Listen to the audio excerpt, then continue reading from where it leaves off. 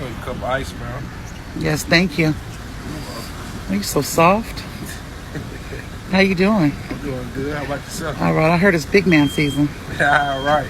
You married? Yeah. You cheat? No. Yeah. So what's up? Hey, come on the inside.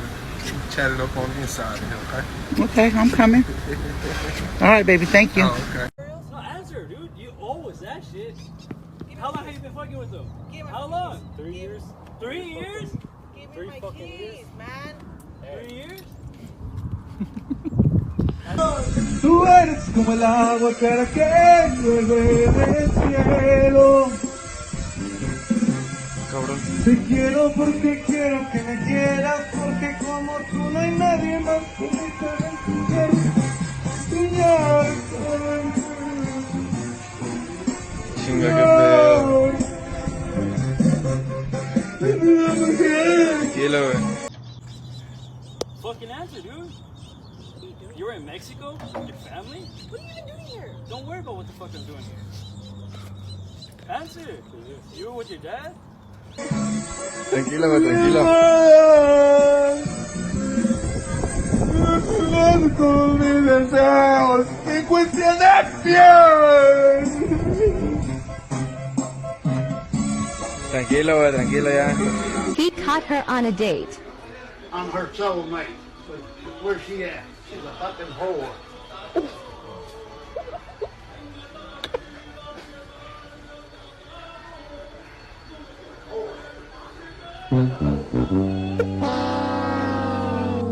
That's deep. That's deep. Now, when it goes to like a marriage and all those Christian, I guess you would say, like things that have been created like that, do you believe in marriage and all that, or what's your opinion on all that? I do. I personally believe in marriage. I don't believe that, there's like a holy matrimony. I don't believe that it's like a God-given thing or anything like that. I think that marriage is a choice. It's a decision that two people make to stay committed to one another. And that's hard. That's very hard. There's 7 billion people on the planet, over half of which are women. It's hard. It's hard for anybody to be faithful to one person all their life for the longevity of a marriage. I've got grandparents that have been married for 50 going on 60 years, and I've got a mom that's been married 4 times now. She just recently got married for a 4th time. And I think that a marriage is just a fancy word for a committed relationship, in my opinion. I do believe there's like a bit of a connotation behind being married. There's a bit of a different feeling to being married than being in like a serious relationship or a domestic partnership. But I mean, I do believe in marriage. I believe in marriage. I believe that marriage is a thing. It's not a God-given thing. It's a man with or in my case, a man with their partner, a woman, there's a conscious decision to stay committed to each other, work on the relationship constantly, and build a life together rather than, build one separately and then join it. Right. And if that happens, that's great, Right. And, I appreciate that, man. That's pretty much sums up a lot right there. Now with the, I did see that they were, after the Roe v. Wade, they were saying that they're coming. By the way, there's a black Supreme Court justice. What's his dude name? Clarence Thomas. Clarence Thomas. What's wrong with He's trying to come for everybody. I don't know if they're like making him the poster child, but that man looks scary. And when you said they're coming for gay marriage, like, I believe you. Like, I didn't see the report, but he just looks like a guy that would do something. Like, he got that principal look to him. Like, he's gonna come through and just I don't know, wreak havoc. Yes. Yeah, but I don't know. I don't know how you feel about gay marriage. I don't know if you buy or not. I don't know. I don't know. Like, I just know from Facebook. But if you are, like, what is the thoughts on them coming for gay marriage? Would that be successful, or would the country fight back at that point? Because at some point the country's gonna say enough is enough. You know what I mean? Yeah, like, you can't take abortions and then, like, what do you think's gonna happen? Because I've already seen people protesting like, in spurts over the abortion. When it comes to the gay marriage, like, what do you predict that will happen if they do come after that? Pandemonium, hands down. I think you're right. I think that the people will eventually say enough is enough. You've crossed the line, and now you need to go back. Like you need to step back over the line and stay yourself on that side. But I don't put it past them. Honestly, I never thought that Roe v. Wade was going to get overturned. I had good faith in the swearings for the current justices, where they, at least Judge Kavanaugh and Judge Amy Coney Barrett, both of which who voted to overturn Roe v. Wade, said in their swearings that they would uphold the previous precedents. And, to me, I just kind of feel lied to by that. I think that their motivations aren't in the right place.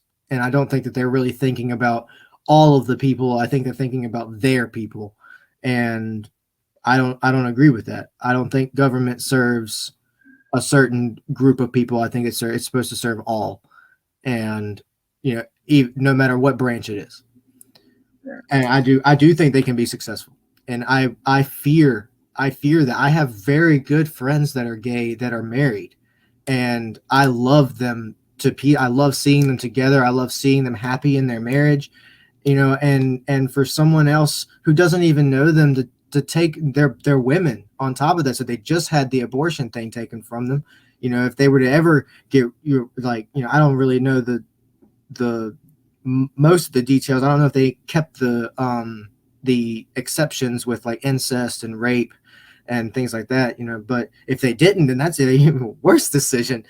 And I'm genuinely scared to be an American right now. Personally, I'm scared to be an American. I think America's values are changing, and they're changing in a way that I don't agree with. And if someone else does, I guess that's more power to them. That's scary to me that we can have an entity in our government take a woman's right to choose away, as if they haven't gone through enough already. Right. And man, I love it. I love it, man. I get so many different guys on this podcast because I just like to hear both sides and hear what everybody's thinking. And one thing everybody can say, whether they're yee or they're right, you know what I'm saying? Even the yee are like, shit. Yeah, like the yees are probably like, dang, the government can do stuff. Right. Like dang, like they really are going hard right now. And it happened overnight. I swear this happened like a week ago, and it was like, you know what? Gavel. And they were like, yep, that's exactly it. That is a real concept. That how quickly can things change, for the better or for the worse. It can happen in the snap of a finger, overnight, like you said. It's like the thing is too, like you say, you have friends that are happily married and are gay. The thing is, do people realize like how quickly this is it kind of taking people by surprise? I don't even think the women understand what they lost. Yeah, like fully grasp what they lost with this Roe v. Wade. Because I think it happened so fast. Oh, you good? Yeah, I'm good. Yeah, it just happened so fast, man. I haven't even, my mind hasn't even gathered it up. They say over half the states have banned it already, have banned the abortions already. Like that is I knew there was like 12, but I didn't know half. Like if it's actually half, that's insane, man. Right. Quickly. 12 happened day one, wasn't it? Something like I remember that 12 happened like day one. So that is crazy. Hey, we'll get to another point, man. How can we cope? How do you feel about like psychedelics? Shrooms? Oh, I actually, so this is going to be a very unpopular opinion, but I support the legalization of all drugs because I think that's how I think that would really, a lot of people will disagree with this, but I think that it will help in with the drug problem, because I think a lot of the thing about doing drugs is that it is illegal. So there's a bit of that thrill seeking behind it.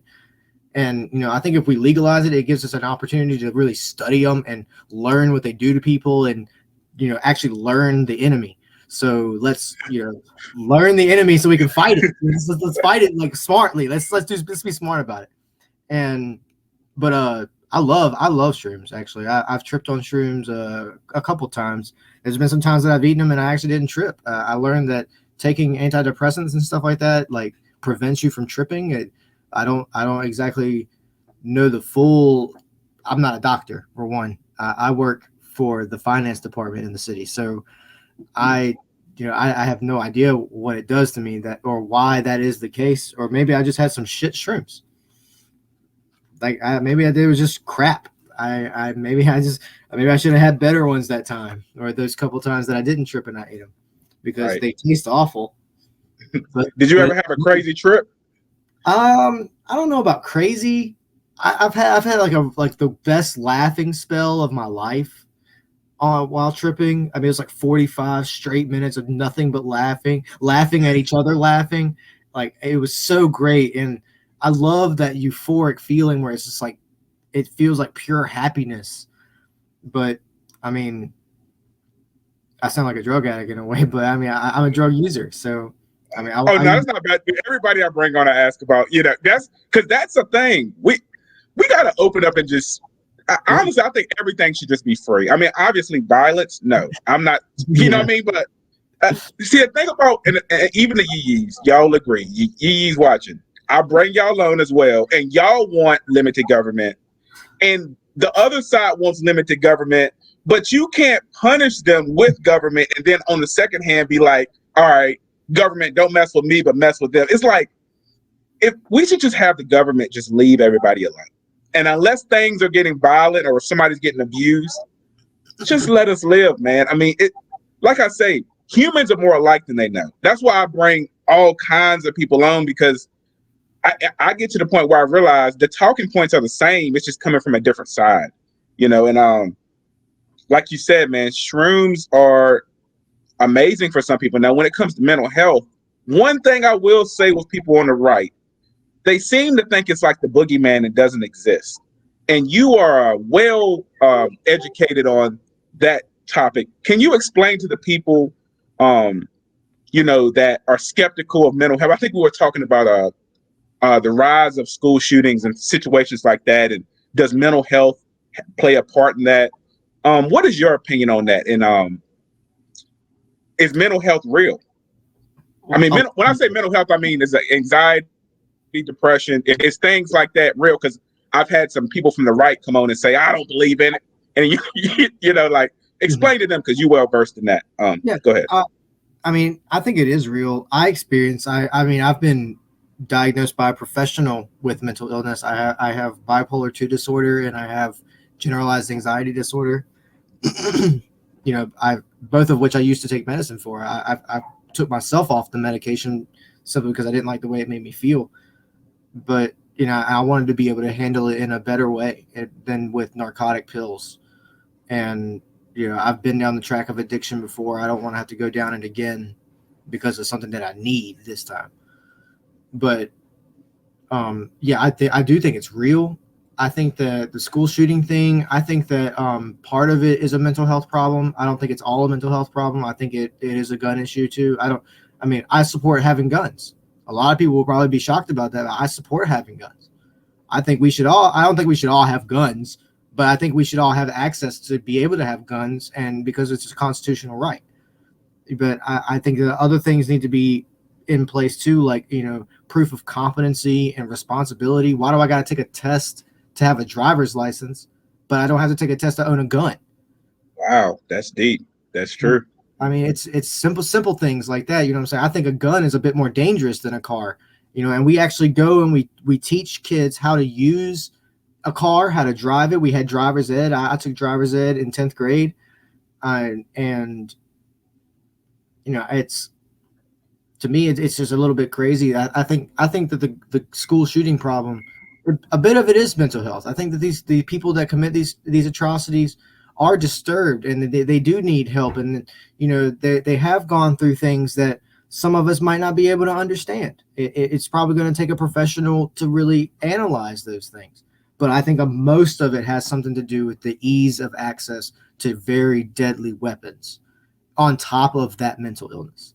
So not only do you have mental illness, but you have a system that is very loosely regulated I'm saying you got to go through more to get a driver's, like I said, mentioned earlier, you got to go through more to get a driver's license than you do to get a gun. I will give you that you don't have to go through a background check to have a driver's license, but it's just as much a privilege to have a gun than it is to have a driver's license. So we should have the same responsibility behind it. And Right. but the school shooting thing, man, I think we are the only country in the world that has this problem. Right. And it's insane that, who knows what, I have friends across seas that are, mind blown by some of the things that go on in this country. We had the Texas shooting, and then it was like a week later, a dude shot up a hospital. Right. Like, people are already dying there. You're going to go, it's insane. It's insane. I don't know what's going on in this country, man, but I don't think we have leaders that want to do anything about it. Personally, because I think they get donations from the people that, are crazy about guns. And, so why mess with my money? It's kind of how they see it. But I think that firstly, mental health is real. Like going back to the first question you asked, I do think it's real. It is very real. I think people suffer from it every day. I think some people suffer from it and don't even know they do. Right. Let me ask you a question on that. Okay. Do you feel that, which I've learned because I traveled a little bit now, I went to other countries and I realized a lot of things was more laid back there. People had jobs, but like when I spent time in Japan, people would take naps at their jobs and it'd be okay. Like if you're stressed out, just check, you know what I mean? Like it's like, okay. But here it's like, you got to get to work. And if you can't get to work, you're fired. And you got to work 12-hour shifts. And that's just to pay for your rent. You ain't even got money to eat a lot of times. Do you think the stresses of Western culture plays a big part in the mental health crisis? Is that, do you think that is a problem? Because that's just a thought I had. Nobody put that in my mind, but I started to realize, yeah, we make a lot of money in America, but it costs a lot to live here. It seems like you're one injury away from being bankrupt, pretty much. Like, what I'm saying? With the insurance problem, you're one, sprained ankle. If it's sprained bad enough, you're done. Does that play a part? Because you've struggled with the way the struggles of America, and I remember you would say stuff like, the job hunts, and all that is stressful to us. It's not natural. Humans really aren't made to basically be in this rat race that we're in. And do you think that plays a part in the mental health crisis in America? Oh, dude, definitely. I've never even really thought about it like that, actually. That's a very interesting thought to have, that the stress that we are under as a culture of Americans, like, I don't see why it wouldn't. Stress affects everybody very differently, and it does affect us, though, and we can feel it when we are stressed. So we know that it affects us. But to think about it like that, I never really thought that the stress that we're under just in our everyday lives could be a problem, an actual problem. The working 12 hours, some people have to work 3 jobs to make ends meet, and support their families. The stagnant wages in the country, corporations making billions of dollars while we're making, $12 an hour at the most for a minimum wage. Those things are real in this country, and the disparities are real.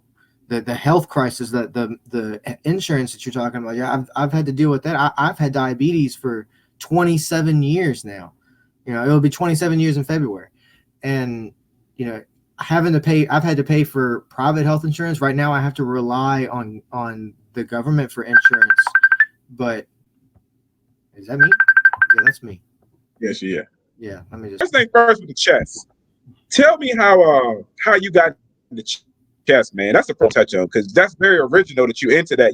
I don't know a lot of people that get into chess. What is it? Is it a thinking man's game? Is that what makes you like it so much, or what? Like, what brought you to chess?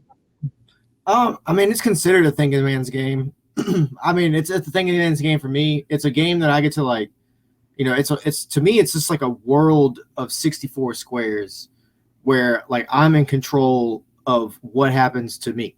If I fuck up, it's my fault. If I do good, it's my fault. And I'm just solely responsible for everything that happens to me. And it just kind of feels like a break from the real world where you're not in so much control of everything that goes on around you. And I mean, and it does make you think. It makes you, I mean, it can be an art. It can be extremely frustrating, especially frustrating. But I don't know. I don't really know what got me into it. I've been playing since I was like 9. I taught myself how to play through Chess for Dummies. I was reading that, and then I was in like this daycare where I just played with this other kid that knew how to play, and that's really where it all started. And then the Queen's Gambit came out, and quarantine happened, and I needed something to do. So I was like, "Hey, man, chess seems like the greatest thing you can do inside." It sparked a passion, man. It's awesome. Right. That's dope, man. Now we'll get back to the chess because chess is super interesting. I actually want to get involved. I just don't know how to start. I don't even know what's the difference between a queen, a king. All that's confusing to me. I got an app on my phone where I've been messing with it a little bit, but I got to get into it. But for real, and you as being a super knowledgeable person, where do you lean when it comes to like politically liberal or politically Republican? What do you lean, you think? I don't think I'm a liberal. I don't think I'm a Republican. I mean, if anything, and I'm probably going to get a lot of flack for this, but I consider myself a socialist. I mean, that's like really, it's about as far, well, I would say as far left as you can go, but it is pretty far left. I don't believe in a lot of the way capitalism has gone in the past, like say 50 years. And, I just feel like the little guy, people like us, you and me, the working people have just gotten forgotten by everybody else in the government. And it's, to me, I'm just kind of tired of all that stuff. I definitely know I'm not on the right hand side just because a lot of that stuff I think is crazy. Truthfully, I think it's crazy. But there are good people on the right hand side, and I'm not gonna say there's bad people in both bunches. I think that the left wing and the right wing are part of the same corrupt bird. That's where I lean politically. I'm not into all the conspiracies and all that stuff that a lot of people get into, but I can definitely see the corruption personally in the government. It took a whole forever for me to get health insurance. So right. And go ahead. No, I'm just So I got once I graduated college, man, I started really studying politics, and that's why people like you who are knowledgeable, I like to get your opinion. And especially with this Roe v. Wade thing, I was like, first thing I did was hit you up. I was like, what's Zach think about that? Because everybody is so right in their mind. Like both sides are like, I'm right or I'm right. Where do you lean on this? Because you're more of an even kill person. Like you're like, you're very knowledgeable. Like, where do you sit on this? And tell us what you think about the whole situation. I think that it's a trash decision made by the Supreme Court that has literally taken part of your right to choose away, or at least from women. They also got rid of being able to sue the police for not reading your Miranda rights. They got rid of that too in the same thing. But Roe v. Wade kind of trumped all that. But I think that the conservatives in the government right now, especially, are really backwards, and they don't believe in a big government unless it comes to telling women what they can and can't do with their bodies, or subsidizing corporations while the working man gets left behind. I think government's big when they want it to be, and then anytime else they just forget about it. It seems like, and then when their opponents try to do something that's slightly different or anything. I mean, this actually goes for both sides. Anytime someone tries to do something in the government and the other people don't like it, nothing happens. They argue about it for maybe 12 hours, and then they're like, let's swipe it under the rug and then move on to the next thing we can argue about and not do anything. But as far as Roe v. Wade goes, yeah, I think it's an awful. I think we just took a really big step back as far as the democracy goes, and now that they've got the Supreme Court justice talking about they're coming for gay marriage next and contraception, and who knows what they're going to throw underneath that label. Contraception could be Plan B, birth control, condoms. I mean, it wasn't too long ago, like about 100 years ago in this country, condoms were actually illegal. So I mean, I think that's what when they think about making America great again, I think that's what they think about. They think about going back to all this crap that we were in like 50, 60, up to 100 years ago. And to me, it's just like, I don't think America was ever really that great in the first place. So to say make it a great again, I don't really know where again comes from. But I think that's what a lot of them have in their head is like they want to go back to the past America. And I think past America sucked. It sucked horribly, especially for women and black people. It sucked terribly in this country for those people. And why would you want to ever go back to that is a very big confusing thing to me. But yeah, I think Roe v. Wade never should have got overturned, man. Never. The Supreme Court should have just left it alone, let people choose. If you don't want to get an abortion, then just don't fucking get one. Like, I mean, it's the same thing with gay marriage. You don't want to be married to a man if you're a man, and you don't want to be married to a woman if you're a woman, then don't be. Like, why should your, especially when it's religiously founded, like the motivations are religious, that's stupid. It's stupid. If they don't believe in your religion, then that's the end of it. Why should your religion or your beliefs, trump, like, rule my life? It's crazy. I think it's crazy. Now, are you because me and you, we known each other all our life, but we never really talked. Like it's a weird dynamic. Like most time we talk is like, oh, what up, bro? Like we just be chill, like right. So like, are you a religious guy or not? I never really knew that about you. I used to be. I grew up a Christian. I was in church every Wednesday and Sunday growing up. Then when I was a teenager, I had the super big rebellious stage for my family, and I ended up becoming a part of the Wiccan religion for a long time. It was like almost 10 years I did that. And then I left it, and then I tried to become a Christian again and satisfy like the wants and desires of my family and kind of become closer to them. And it just didn't work out. And now I'm a proud atheist now. I've just kind of like learned to think a bit differently, and in that different thought pattern, I've kind of learned that, like, to me, religion is trash, and it might be beneficial to anybody else. If you believe in God, that's your thing. I don't think you should try to convince me, because I don't think you can. And but I'm not a religious person. No, I'm a spiritual person in a very different sense of the word spiritual.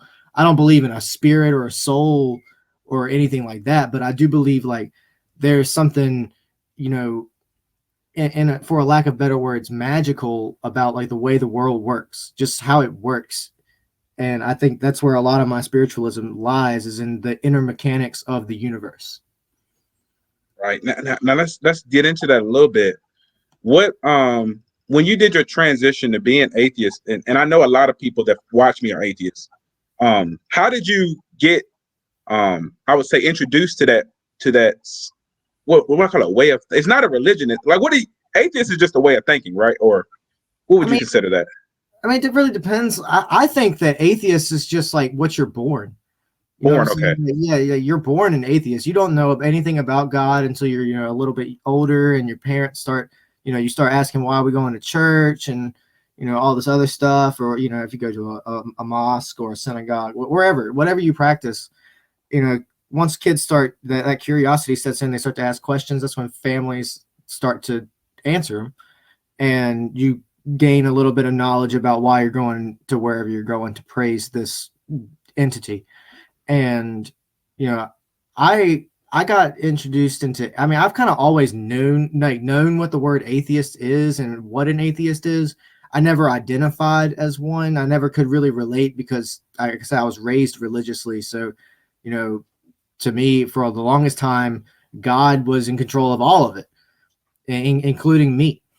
And, eventually I just kind of I felt really betrayed by religion, and I felt really let down, very let down by it. And it just kind of broke like that that belief in me that there actually is this thing out there that is watching over us. And I, as an atheist, I just kind of learned that I never really needed it in the first place. Like it was just, I needed me more than anything else, not to like try to pass blame and responsibility onto something else. I just kind of needed to own it myself and be comfortable being me. And in doing that, I became an atheist. I don't really, I wasn't really influenced by anybody or anything like that. My faith just broke. Both faiths that I have just broke at once, and it just left me in a really crazy place in my head, and like just science and just learning. I won't say science because it was learning about a lot of stuff that really just kind of like opened me up, and kind of brought me back to being myself.